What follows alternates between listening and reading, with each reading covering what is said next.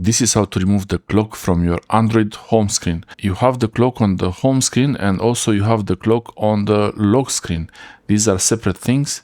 I'll show you how to remove the clock widget on your home screen. You already have it in the corner here. On your Android home screen, the clock is a widget, so you can long press on the clock and you can customize it.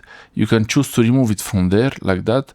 And you can also customize the home screen by long pressing in an empty area and then you tap on widgets.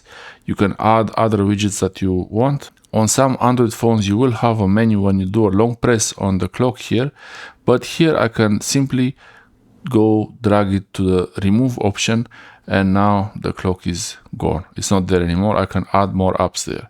This removes the clock widget from the home screen. You still have the clock in the corner there, so you have space there and you still can see the time, and you also have the clock on the lock screen. You can also remove that if you want.